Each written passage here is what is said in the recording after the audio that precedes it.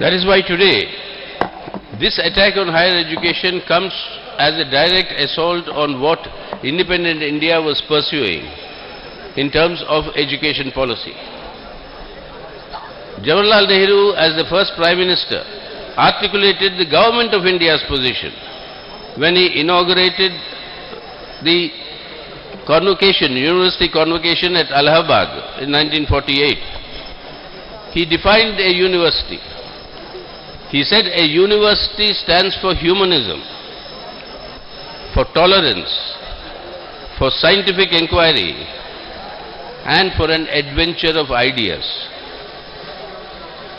So university stands for humanism, for tolerance, accepting diversity, for scientific inquiry, rejecting obscurantism, backwardness, and blind faith, and for an adventure of ideas, so that, like what we are talking of Kerala higher education, it can become the leaders of knowledge society in the world.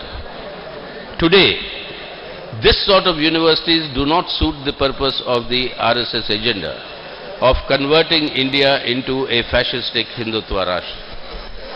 There has to be no diversity, only monolithic Hindu Rashtra. There can be no scientific spirit, only blind faith. There can be no adventure of ideas, because there is only one idea, and the idea of Hindutva Rashtra. So that is why these universities have to be destroyed.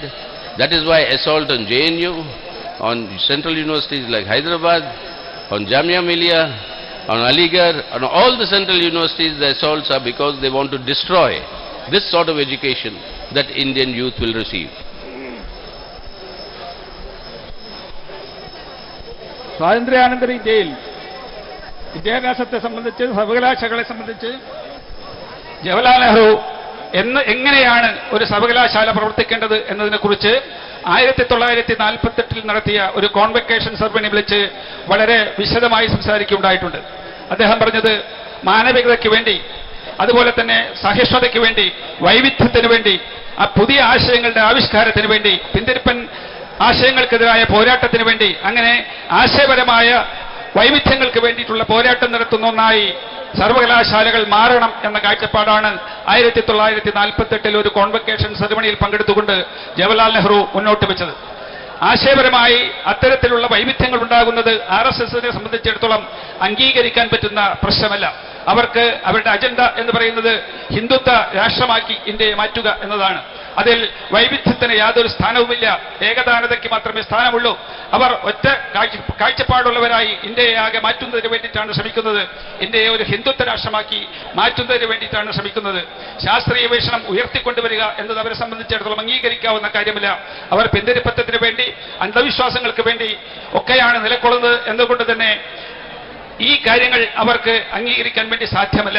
ആശയപരമായ പോരാട്ടത്തിനെ അംഗീകരിക്കുന്നവരല്ല അവർ. അതുകൊണ്ട് തന്നെ ഇന്ന് കേന്ദ്രത്തിന്റെ കീഴിലുള്ള സർവകലാശാലകളിലൊക്കെ തന്നെ, അത് ഹൈദരാബാദിലായാലും ശരി, ജാമിയ മില്ലിയയിൽ ആയാലും ശരി, അതുപോലുള്ള കേന്ദ്ര സർക്കാർ നടത്തിക്കൊണ്ടിരിക്കുന്ന സർവകലാശാലകളിലൊക്കെ തന്നെ ഈ നയങ്ങൾ നടപ്പിലാക്കാൻ വേണ്ടിയിട്ടുള്ള ശ്രമങ്ങൾ നടത്തിക്കൊണ്ടിരിക്കുകയാണ്. വിദ്യാർത്ഥിവർഗം അതിൻ്റെതായ ശക്തമായ പോരാട്ടത്തിലാണ് ഇന്ന് നിലകൊള്ളുന്നത്. That's why finally we must understand, how did Hitler manage to ideologically convince the German people, who were the inheritors of the most scientific, progressive philosophical traditions of Hegel, Marx, and all these progressive thinkers and scientific thinkers, rational thinkers, how did those Germans embrace Hitler's Nazi philosophy?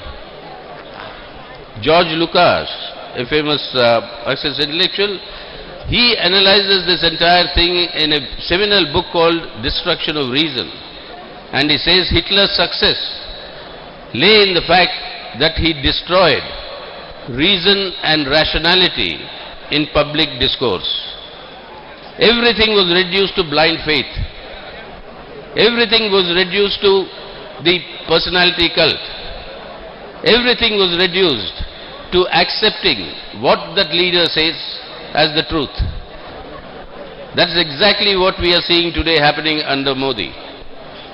This assault on reason and rationality is what brought fascism in Germany, sustained fascism, and it is this assault on reason and rationality by destroying higher education that Hitler is aiming to do that Modi is aiming to do in India.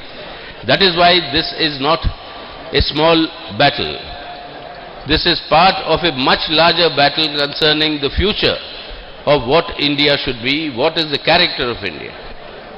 And for Kerala, the only state in our country, which I am very proud to say always, this is the only state in our country where when you come into Kerala from outside, you are treated as a human being, not as a Hindu or not as a Muslim, not as a Christian, not as upper caste or a Dalit, etc.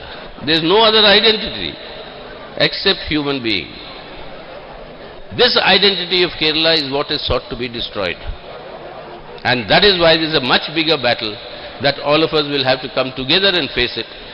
And all well-meaning parties that are running non-BJP governments in the states who are under similar assault, like your neighbor in Tamil Nadu or in Telangana, all of us must come together today in order to defeat this big sinister project.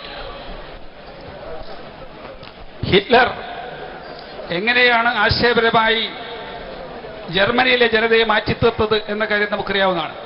മഹാന്മാരായ പുരോഗമന ചിന്താഗതിക്കാരായ മാർക്സും ഹെഗലും ഒക്കെ തന്നെ ജീവിച്ചിരുന്ന രാജ്യമായിരുന്നു Germany. ആ ആശയങ്ങൾ കേട്ടുവളർന്ന അവിടുത്തെ ജനതയെ ശാസ്ത്രീയ ചിന്തയ്ക്കെതിരായി, ശാസ്ത്രീയമായ തത്വശാസ്ത്രങ്ങൾക്കെതിരായി ചിന്തിക്കാവുന്ന ഒരു ജനതയാക്കി മാറ്റിത്തീർക്കുന്ന കാര്യത്തിൽ ഹിറ്റ്ലർക്ക് വിജയിക്കാൻ കഴിഞ്ഞത് അവരെ മാനസികമായി മാറ്റിത്തീർക്കുക, ആശയപരമായി മാറ്റിത്തീർക്കുക എന്ന കാര്യത്തിൽ അദ്ദേഹത്തിന് വിജയിക്കാൻ കഴിഞ്ഞതിന്റെ ഭാഗമായിട്ടാണ്. അങ്ങനെയാണ് നാസി തത്വശാസ്ത്രം അവിടെ വിജയിച്ചത് എന്ന് ലൂക്കാച്ചനെ പോലുള്ള മഹാന്മാരായ ചിന്തകന്മാർ ഒക്കെ തന്നെ വ്യക്തമാക്കിയിട്ടുണ്ട്. അവരുടെ ആവശ്യം യുക്തിയെ തകർക്കുക എന്നതാണ്. യുക്തിപരമായി ചിന്തിക്കാൻ മനുഷ്യന് കഴിവില്ലാതാക്കുക എന്ന ചിന്താഗതി വളർത്തി തീർക്കുക, അങ്ങനെ ഉള്ള മനുഷ്യന്മാരെയാകെ മാറ്റി തീർക്കുക എന്ന ലക്ഷ്യത്തോടു കൂടിയിട്ടാണ്. അതുകൊണ്ട് തന്നെ അവർ ഉന്നയിക്കുന്നത്, അവർ ശ്രമിക്കുന്നത് വ്യക്തിമഹത്വം സ്ഥാപിച്ചെടുക്കുന്നതിന് വേണ്ടിയിട്ടാണ്. എന്താണോ നേതാവ് പറയുന്നത് അത് മാത്രമാണ് സത്യം എന്ന വിശ്വാസത്തിലേക്ക് ജനങ്ങളെയാകെ മാറ്റിത്തീർക്കുന്നതിന് വേണ്ടിയിട്ടുള്ള ശ്രമമാണ് അവരിന്ന് നടത്തിക്കൊണ്ടിരിക്കുന്നത്. മോദി എന്താണോ പറയുന്നത് അതാണ് വിശ്വസിക്കേണ്ടത് എന്ന രീതിയിലേക്ക് ജനങ്ങളെയാകെ മാറ്റിത്തീർക്കുക, യുക്തിപരത എന്നത് മനുഷ്യൻ ഇല്ലാതാക്കി തീർക്കുക എന്ന രീതിയിലേക്ക് മാറ്റി തീർക്കുക, അതിനു വേണ്ടിയിട്ടാണ് അവരിന്ന് ശ്രമിക്കുന്നത്. അതിന് എതിരെ നിൽക്കുന്നതാണ് ഉന്നത വിദ്യാഭ്യാസത്ത് ലഭിച്ചുകൊണ്ടിരിക്കുന്ന ശാസ്ത്രീയമായ കാഴ്ചപ്പാടുകൾ. അതിനെ തകർക്കാൻ വേണ്ടിയിട്ടുള്ള ശ്രമമാണ് ഇന്ന് അവർ നടത്തിക്കൊണ്ടിരിക്കുന്നത് എന്ന് നമ്മൾ കാണണം. അതുകൊണ്ട് തന്നെ ഇതൊരു ചെറിയ സമരമല്ല, വളരെ വ്യാപിച്ച വിപുലമായ ഒരു വൻ സമരത്തിന്റെ ഭാഗമാണ് ഈ സമരം എന്ന് കണ്ടുകൊണ്ട് വേണം നാം മുന്നോട്ട് പോകാൻ.